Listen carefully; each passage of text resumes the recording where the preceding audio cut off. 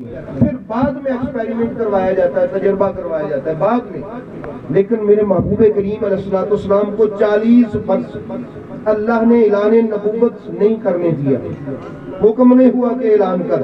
40 برس زندگی گزار، 40 برس زندگی گزری، اس کے بعد قرآن نازل ہوا. اب قرآن جب مکمل ہوا اس کو پڑھ لیں، اور 40 برس میرے نبی پاک کی زندگی کو پڑھ لیں. نہ وہ 40 برس قرآن کے خلاف ہے، نہ قرآن کی کوئی بات ان 40 برسوں کے خلاف ہے. اگر آپ کو قرآن پریکٹیکلی صورت میں آپ نے دیکھنا ہو تو میرے نبی کے وہ 40 سال برس پڑھ لیں، اور اگر تھیوری میں دیکھنا ہو تو الفاظ کو پڑھ لیں. نبی کی زندگی بالکل ایک ہی ہے. اس لیے احباب گرامی، میرے محبوب کریم علیہ الصلوۃ والسلام کو اللہ رب العزت نے یہ شان عطا فرمائی. اب آئیے ذرا بی بی حلیمہ پاک کا تو ذکر کر لیا ہم کہ ان کو بڑی برکتیں ملی، ان کے وجہ سے ان کے گھر والوں کو بھی برکتیں ملی، ان کے محلے کو بھی برکتیں ملی، اور ان کو اللہ نے چنا تھا اپنے نبی کی خدمت کے لیے. کیا صرف یہ خدمت بی بی حلیمہ نہیں تھی؟ احباب گرامی، کیا یہ خدمت صرف بی بی پاک حلیمہ نے کی؟ 2 سال کی یا 3 سال کی یا 4 سال کی، اس سے زیادہ آپ کو روایت نہیں ملے گی. لیکن سلام اس ہستی کو جنہیں ابو طالب کہتے ہیں، 50 برس تک میرے محبوب کو سینے سے لگا کے رکھا. ماشاءاللہ. اچھا، سورہ مبارکہ سعاد قرآن کریم کی سورہ، وَاذْكُرْ إِسْمَاعِيلَ وَالْيَسَعَ وَذَا الْكِفْلِ. قرآن پڑھنے والے ذرا توجہ کیجیے کہ اے محبوب، میرے ذکر کی ایک صورت یہ بھی ہے کہ اسماعیل کا ذکر کرو ان کے سامنے، حضرت یسع کا ذکر کرو ان کے سامنے، یہ بھی میرا ذکر ہوگا. ذوالکفل، اور حضرت ذوالکفل کا بھی ذکر کرو ان کے سامنے. یہ ذوالکفل کون ہے؟ ان کا یہ نام نہیں ہے، یہ ان کا لقب ہے. ذوالکفل، ان کے مختلف نام آئے ہیں تفاسیر میں. اچھا، مجھ پہ نہیں آپ نے رہنا، آپ نے ایک نہیں 2 3 4 پرانی جو عربی کی تفاسیر ہیں یا کچھ کا ترجمہ ان کو آپ نے کسی عالم دین سے جا کے پوچھنا ہے. اس میں لکھا ہوا ہے کہ یہ ذوالکفل، کسی نے لکھا ہے کہ یہ بھی نبی تھے، لیکن بہت سارے مفسرین نے لکھا نہیں، نبی نہیں تھے، اللہ کے مخلص بندے تھے. کلم من الاخیار، اللہ پاک نے فرمایا. حضرت اسماعیل بھی چنا ہوا تھا، یسع وہ بھی چنا ہوا تھا، ذوالکفل وہ بھی چنا ہوا تھا. اچھا، یہ نبی نہیں تھا تو چنا کس لیے تھا؟ اور میں یہ نبی نہیں تھے، یہ وہ شخص تھا اس وقت کہ جب بنی اسرائیل میں کچھ انبیاء پر کڑا وقت آیا، مصیبت آئی، مشکل وقت آیا، تو انہوں نے کہا میرے گھر آ جائیے. کفالت کرنے والا ذوالکفل، کفالت کرنے والا، خدمت کرنے والا. قرآن کو ذرا پڑھ کے دیکھیے، میرے گھر میں آ جائیے، میں آپ کو پناہ دیتا ہوں. ایک بار یہ کیا انہوں نے، ایک بار. قرآن صرف واقعہ نہیں سکھاتا سناتا، قرآن کہتا واقعہ سن اور عقیدہ بنا. قرآن کا یہ اعجاز ہے. قرآن ایک ہی وقت میں ماضی کا قصہ بھی بیان کر رہا ہوتا ہے، ایک ہی وقت میں ادب کی بات بھی کر رہا ہوتا ہے، ایک ہی وقت میں کوئی قانون بھی سکھا رہا ہوتا ہے، ایک ہی وقت میں مستقبل کی بات بھی کر رہا ہوتا ہے. یہ وہ ہے جس نے ایک مرتبہ کچھ انبیاء کو اپنے گھر میں پناہ دی اور ان کی خدمت کی، ان کو کھانا دیا، پانی دیا، بٹھایا، ان کی حفاظت کی. فرمایا نبی وہ چنا ہوا تھا. وہ کیا تھا؟ چنا ہوا تھا. اس نے میرے نبیوں کے لیے خدمت کا کچھ وقت گزارا ہے. بھئی جس نے ایک دفعہ ایسا کیا وہ تو چنا ہوا ہے، اور کسی بنی اسرائیل کے نبی کے لیے ایسا کیا، اور جس نے 50-52 برس ابو طالب کے نام سے نبی کی خدمت کی اور اپنے سینے سے لگا کے رکھا اور کہا کہ علی قربان ہو جانا محمد مصطفیٰ.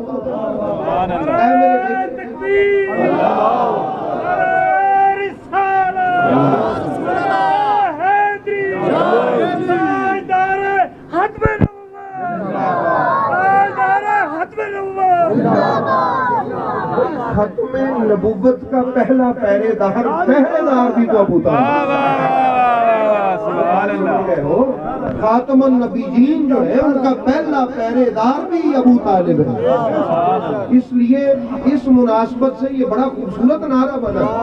اس لیے احباب گرامی قرآن کہتا ہے کہ جس نے ایک مرتبہ انبیاء کو اپنے گھر میں پناہ دی یا کسی ایک نبی کو دی، ان کو کچھ خدمت پیش کی، پانی دیا، کھانا دیا، لیکن ابو طالب کون ہے؟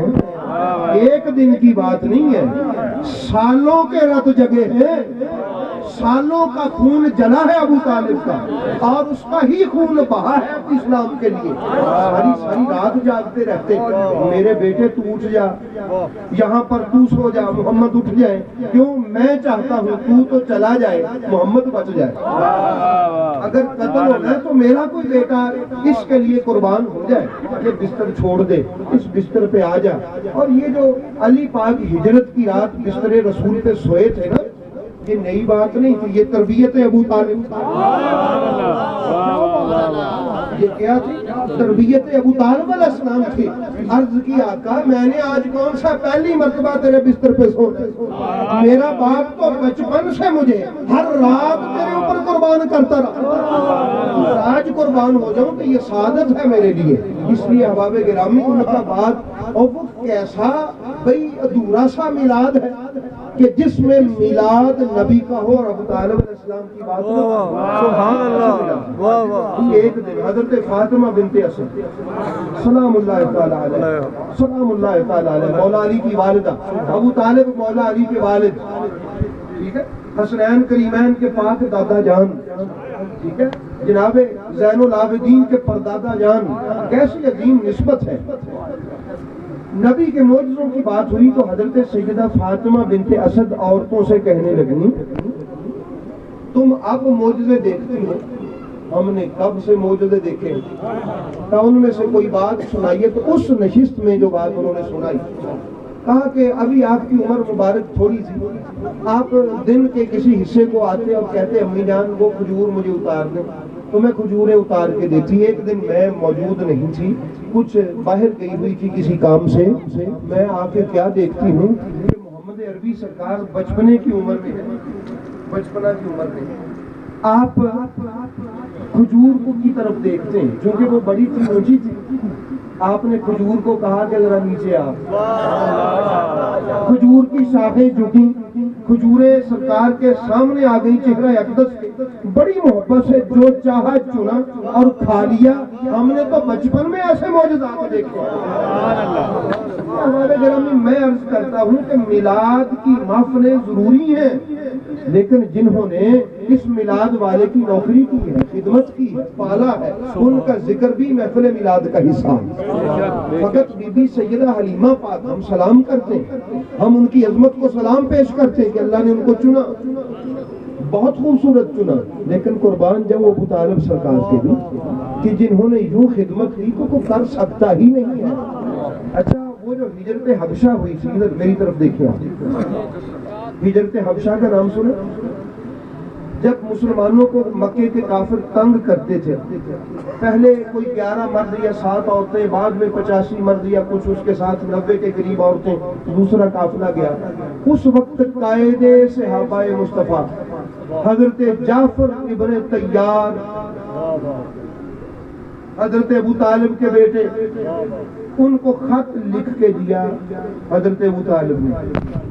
یہ وہ باتیں ہیں جن کو ہم تلخ حقیقت کہہ سکتے ہیں۔ خط لکھا شاہ حبش کے نام پہ کہ پہلا قافلہ آیا تھا، تیری مہمان نوازی کی خبر پہنچی ہے، ایک اور قافلہ آ رہا ہے، ان کے ساتھ بھی وہی سلوک کر۔ تو احباب گرامی یہ ابو سفیان، عمر ابن عاص اور دیگر جتنے بھی مکے سے کافر گئے تھے، انہوں نے قیمتی تحائف شاہ حبش کو پیش کیے اور جا کے کہا کہ یہ اشتہاری لوگ ہیں، یہ بھاگے ہوئے لوگ ہیں، یہ انہوں نے مکے کے سرداروں سے بغاوت کی ہوئی ہے، یہ ہمیں واپس کر۔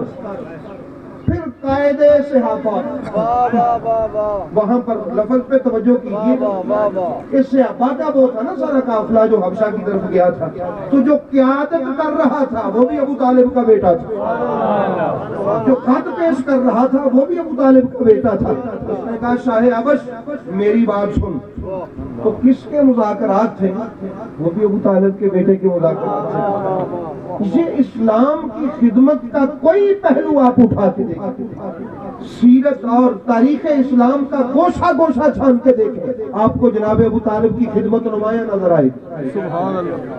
کس کی وجہ سے یہ کفار مکہ خائب و خاسر نامراد پشیمان واپس لوٹے؟ ابو طالب کے بیٹے کی تقریر کی وجہ سے۔ کس کی وجہ سے؟ جناب ابو طالب علیہ السلام کے بیٹے کی تقریر کی وجہ سے، ان کے مذاکرات کی وجہ سے، ان کے سمجھانے کی وجہ سے مسلمانوں پر اللہ نے کرم فرمایا۔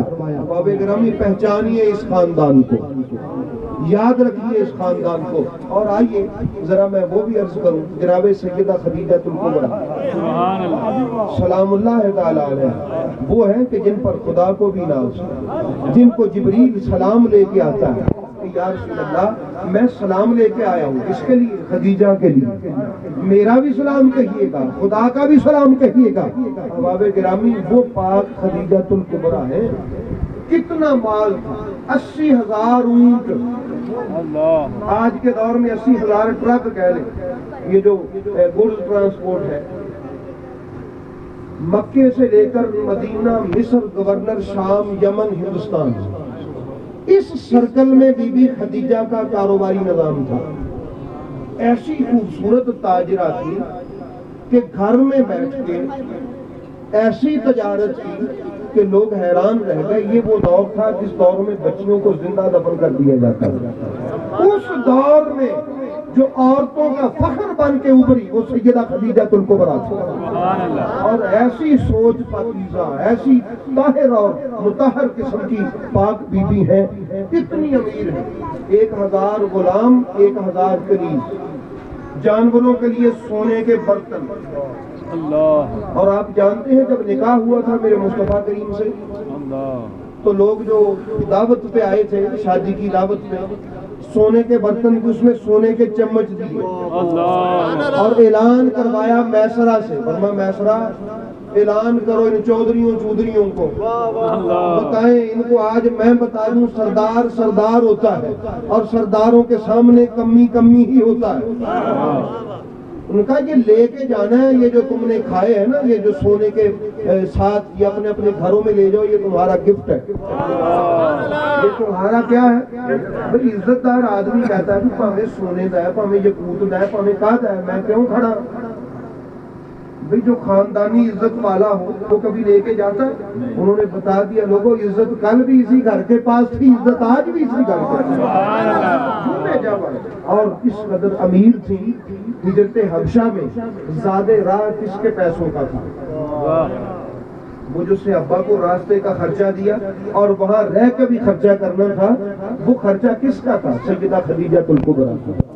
اور جو صحابہ کرام تھے اس وقت غریب لوگ تھے، نبی پاک سرکار نے اعلان نبوت کر دیا، ان کا نان و نفقہ کون دلاتا تھا؟ سیدہ خدیجہ الکبریٰ۔ وہ خوبصورت روایت ہے واللہ بخدا، ہر روز نا صبح سونے کا سکوں کا ایک ڈھیر لگاتی، پیسے رکھتی اور وہ اٹھا کے کہتی یا رسول اللہ بھئی یہ بات کوئی محبت والا دل سنے تو اس کو لطف آمادہ ہے اس کو سننے کے لیے، عشق ہو تو بات کا پتہ چلتا، قربان جاؤں میں عشق مصطفیٰ پر۔ یہ اٹھائیے اور تقسیم کیجئے، کس نیت سے؟ آج جو میں نے اٹھ کے پہلی مرتبہ آپ کا چہرہ دیکھا نا، یہ اس کا صدقہ تقسیم کر، یہ اس کا صدقہ تقسیم کر دیں۔ سلام بی بی پاک سیدہ خدیجہ الکبریٰ کو، جو آپ نے مولانا غلام رسول صاحب کی وہ سنی ہوگی قصہ یوسف، انہوں نے لکھا تھا کہ وہ پنجابی میں کہ ہر فجرے در درم دناروں پر صندوق لے آگے، کہ ہر روز فجر کے وقت بی بی زلیخا پیسوں کا صندوق ایک باکس بھر کے لے کے آتی اور کہتی کیا؟ جڑا یوسف دی گل سناوے اجر زیادہ پاوے۔ راستے میں بیٹھ جاتی اور کہتی میرے یوسف کی کسی کو خبر ہے؟ تو لوگوں نے تماشا بنا لیا تھا اپنی طرف سے، ابھی یہ پڑھیں یہ بھی تاریخ ہے کہ بی بی ہم نے دیکھا وہاں پر فلاں جگہ پہ یوسف مسکرا رہا تھا، اچھا میرا یوسف مسکرایا، یہ اس کی مسکراہٹ کا تجھے صدقہ، میرے یوسف کو تو نے دیکھا، کیا تجھے اس کو دیکھنے کا یہ صدقہ؟ تقسیم کرتی، ہر فجرے در درم دلاروں بھر لے آوے جڑا میرے یوسف کی گل سناوے اجر زیادہ پاوے. وہ بی بی زلیخا تھی اور جو فخر ہے بی بی زلیخا وہ سیدہ خدیجہ الکبریٰ ہے. انہوں نے اعلان کیا تھا میں بھی محمد کے ملک, میرا کاروبار بھی محمد کے ملک, میری تجارت بھی محمد کے ملک, میرا اربوں روپیہ بھی محمد کے ملک. یہ جانے اور اس کا کام جانے. ایک مرتبہ نبی پاک علیہ السلام غمگین اور رنجیدہ سا گھر میں آئے اور گھر میں آ کے سیدہ خدیجہ الکبریٰ پوچھتی ہیں کہ آپ اتنے پریشان کیوں ہیں؟ وہ کچھ لوگوں کو میں نے دیکھا جو ان کے پاس کوئی رہائش کا اچھا انتظام یا کھانا لباس نہیں تھا, اندر گئی پیسوں والی تھیلیاں لائی ان کو رکھا. اور ایک روایت میں نے یہ پڑھا کہ وہاں حضرت ابوبکر صدیق موجود تھے, ان سے بھی یہ ایک مرتبہ ان کو رکھا اور اتنا ڈھیر لگ گیا کہ وہ سامنے سے نظر آنا ہٹ گئی. میرے محبوب کریم علیہ السلام کو عرض کیا کہ یا رسول اللہ یہ جتنا بھی مال ہے یوں دیوار کرا دی, یہ غریبوں اور مسکینوں کو آپ تقسیم کر دیں. میرے مصطفیٰ مسکرائے اور ان کا جملہ یہ تھا کہ سونا میں تیری اس مسکراہٹ پر یہ مال قربان کر دیتا ہوں, مجھے آپ مسکراتے ہوئے دکھائی دیں, میرے ہوتے ہوئے آپ پریشان کیوں ہوتے ہیں؟ تو یہ سیدہ خدیجہ الکبریٰ ہجرت حبشہ ہو, مسلمانوں کو کسی جگہ پہ مال کی ضرورت ہو, مسلمان کسی جگہ پہ پریشان ہو, اور کس قدر پاک مال تھا سیدہ خدیجہ کا کہ اللہ نے کیا کہا وَوَجَدَكَ عَائِلًا فَأَغْنَىٰ. اٹھائیے تفسیر کبیر کو امام فخر الدین رازی اور دیگر مفسرین نے کیا لکھا ہے یہاں پر, حتیٰ کہ سعودیہ کی ان کی لکھی ہوئی حدیث میں بھی میں نے یہ تفسیر میں نے پڑھا ہے جو سعودیہ پہ جا کے وہ یہاں کے مسلمانوں کو دیتے ہیں. وَوَجَدَكَ عَائِلًا فَأَغْنَىٰ, اے محبوب آپ کو میں نے ضرورت مند دیکھا, فَأَغْنَىٰ تو مال خدیجہ سے غنی کر دیا. سبحان اللہ, سبحان اللہ, غنی کر دیا. اور اللہ نے کہا میں نے تجھے مال دیا, وہ جو تیرے پاس ہے نا وہ میرا مال ہے. قربان سیدہ خدیجہ الکبریٰ پر اتنا پاک مال تھا کہ اللہ نے کہا یہ خدیجہ کا نہیں ہے, یہ میرا ہے, یہ میرا ہے. علم یجدک یتیما فآویٰ, اے محبوب آپ کو یتیم پایا تو میں نے اپنی آغوش رحمت میں آپ کو پالا, پروان چڑھایا, پناہ دی. یہ کس کی آغوش تھی جس کو اللہ اپنی آغوش کہہ رہا ہے؟ امام فخر الدین رازی تفسیر کبیر میں ان دونوں کی شرح میں لکھتے ہیں کہ وہ آغوش ابو طالب کی تھی, یہ مال بی بی خدیجہ.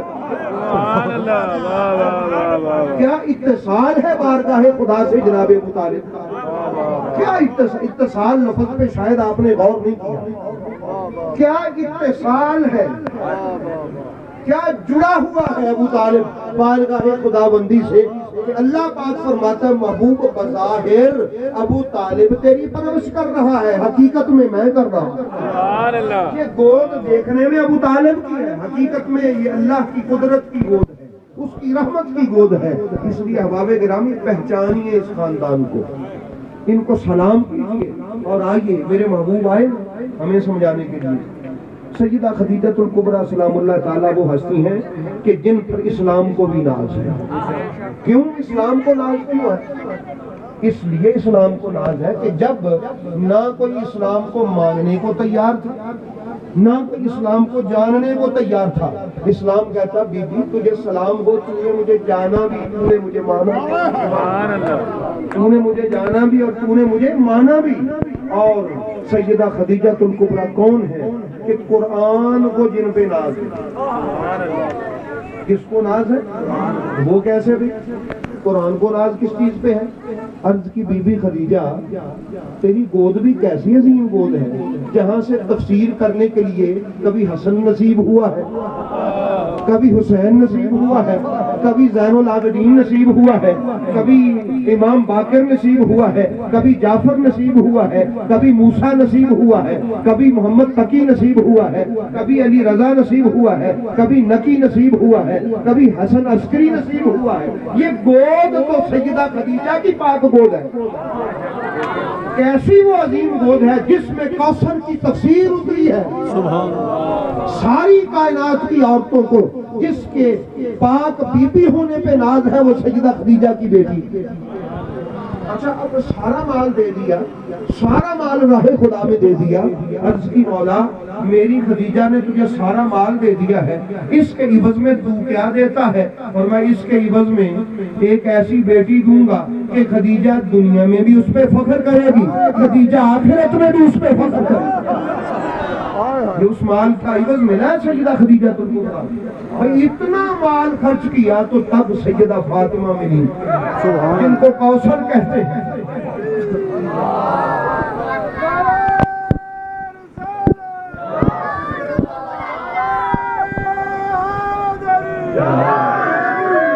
سمجھ آئیے بات؟ سیدہ کائنات زندہ باد زندہ باد، شان سیدہ کائنات زندہ باد زندہ باد، سیدہ کائنات زندہ باد زندہ باد، وارث کائنات وارث کائنات۔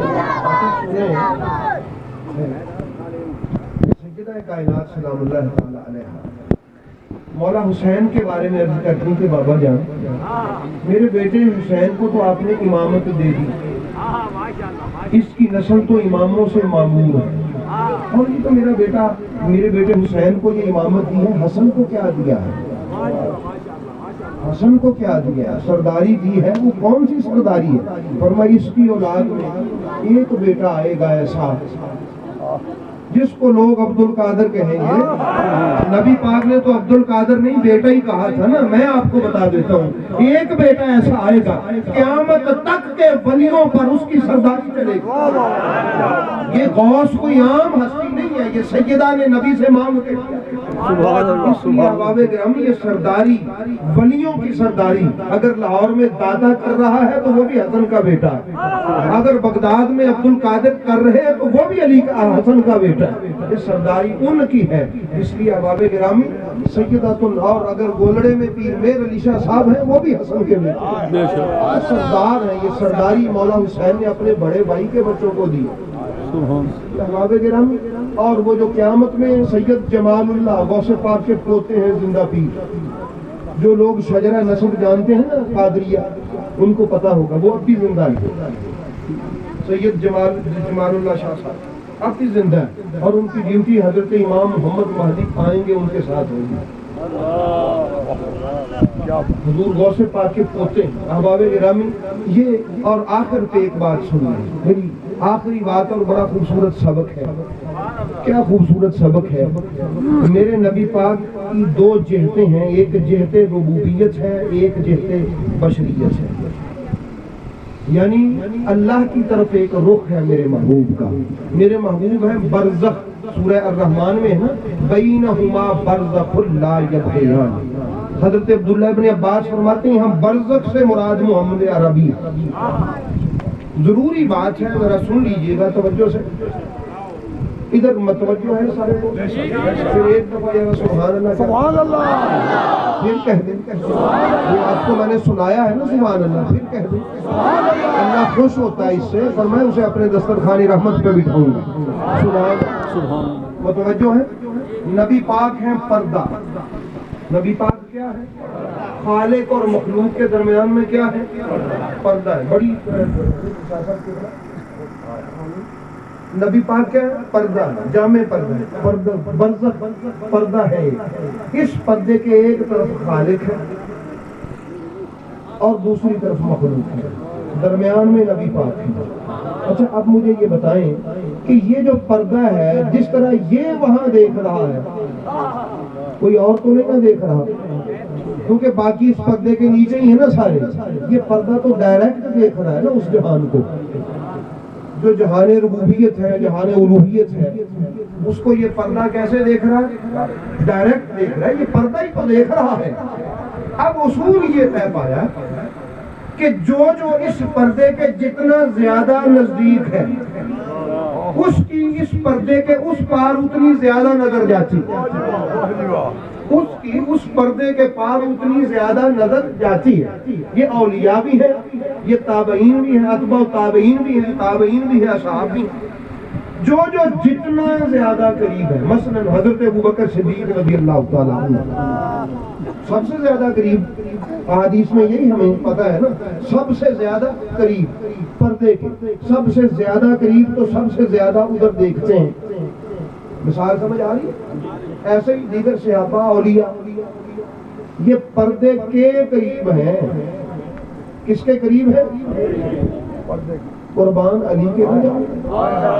وہ پردے کے قریب نہیں ہے، پردے میں سے.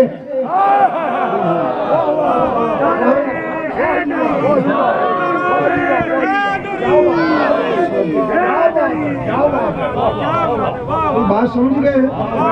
نبی پاک وہ پردہ ہے، اور جتنا کوئی قریب ہے نا اتنا اس کی نظر ادھر زیادہ جاتی ہے.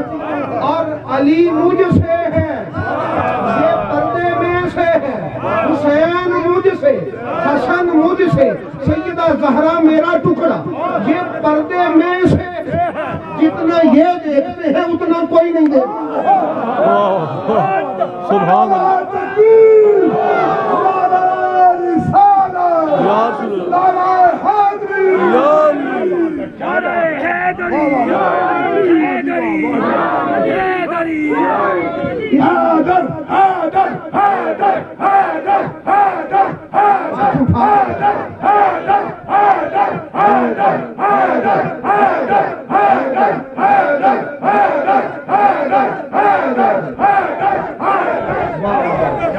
نعرہ حیدری. بابے گرامی توحید کے بارے میں، الوہیت کے بارے میں آپ پڑھیں. میرا آپ کو یہ ایک، میں کبھی چیلنج نہیں کرتا ہوتا، لیکن علی کی شان میں یہ میرا چیلنج ہے. سبحان اللہ. اولاد علی کے لیے یہ میرا چیلنج ہے. سبحان اللہ. آپ کو توحید پڑھنے کا میں دعوت فکر دیتا ہوں، توحید پہ لیکچر آپ کو پڑھنے کے لیے دعوت فکر دیتا ہوں. اگر آپ کو کہیں سے علی سے خوبصورت لیکچر توحید نظر آئے تو مجھے بتائیے گا. واللہ با خدا اگر امام زین العابدین سے، مولا حسن حسین سے بڑھ کر توحید پہ کوئی فلسفہ یا کوئی توحید کا کوئی لیکچر نظر آئے تو مجھے بھی بتائیے. واللہ با خدا میں طالب علم ہوں، میں پڑھتا ہوں. میں تو آپ کو یہی عرض کر دوں کہ اللہ اکبر کیا ہے. اللہ اکبر کیا ہے؟ اللہ اکبر، یہ ہم کہتے ہیں اللہ اکبر، اللہ اکبر کہہ کے ہاتھ باندھ کے نماز پڑھتے ہیں، یہ اللہ اکبر. چھوڑیں اس بات کو، کوئی یہاں باندھتا ہے، یہاں باندھتا ہے، یہاں باندھتا ہے، کوئی چھوڑ کے پڑھتا ہے، کہتا ہے تو اللہ اکبر ہے نا. یہ کیا ہے اللہ اکبر؟ کوئی پوچھے مولا مرتضیٰ سے. مولا حسن علیہ السلام فرماتے ہیں، حضرت امام جعفر صادق علیہ السلام نے بتایا تھا، تمہیں میں بتاؤں اللہ اکبر کیا ہے؟ یاد کر کے جائیے گا. اگر آپ کی نماز کی چس نہ بڑھ گئی تو مجھے سید نہ کہنا. آپ کی نماز کا لطف نہ بڑھ گیا تو مولا حضرت غوث پاک کی اولاد کا کیا فائدہ؟ حسن پاک نے یہ بتایا. آؤ احباب گرامی، اللہ کا کیا ترجمہ ہے؟ اللہ اکبر، اللہ سب سے بڑا ہے، اللہ سب سے بڑا ہے. میں نہیں کہتا یہ ترجمہ غلط، کیوں کہوں؟ ہم سب یہ ترجمہ پڑھتے ہیں، لیکن آؤ امام کی بارگاہ، علی کا بیٹا بیٹھا ہے، وہ بتاتا ہے، میں تمہیں بتاتا ہوں اللہ اکبر کیا. اس کا ترجمہ کیسے کرنا ہے تو تب جا کے بات بنے گی. اللہ اکبر سب سے بڑا ہے. حضرت امام جعفر صادق علیہ السلام نے اس سوالی سے پوچھا، جب سب نہیں تھے تو تب کس سے بڑا تھا؟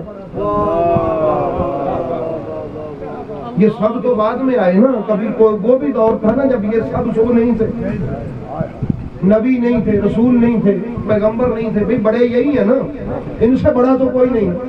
یہ سب سے بڑے ہیں مخلوق میں، نبی، پیغمبر، رسول، یہ سب سے بڑے ہیں. اور میں جب یہ بڑے نہیں تھے تو پھر کن سے بڑا تھا؟ وہ اللہ کے بندے اللہ کو مخلوق سے اضافت نہ دے. قبلہ اضافت کے لفظ پہ غور کیجیے، جو پڑھے لکھے لوگ ہیں، اضافت نہ دو اللہ کو مخلوق سے کہ یہ بھی بڑا ہے، یہ بھی بڑا ہے، یہ بھی بڑا ہے، یہ عیسیٰ بڑا ہے، موسیٰ بڑا ہے، نوح بڑا ہے، ابراہیم بڑا ہے، محمد بڑا ہے. مخلوق ہے نا ساری یہ، اور پھر ان میں سے اللہ بڑا ہے.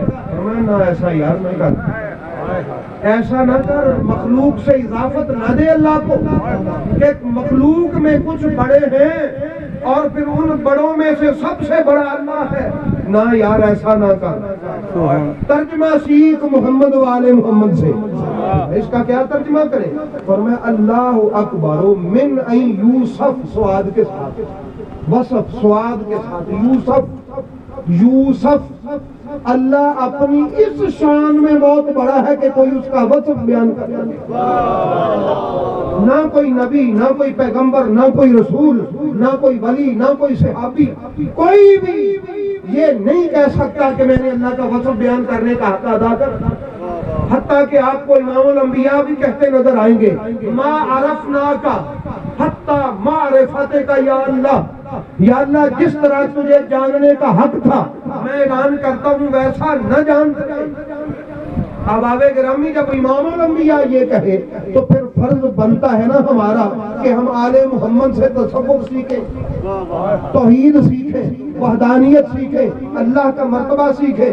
اس لیے میں کہتا ہوں انہوں نے کہا اللہ اکبر من این یوسف، اللہ اپنی اس شان میں بہت بڑا ہے کہ کوئی اس کا وصف بیان کر سکے کسی کی جرت ہی نہیں، کسی میں ہمت ہی نہیں ہے کہ وہ کہے میں نے اللہ کی توصیف کر دی ہے.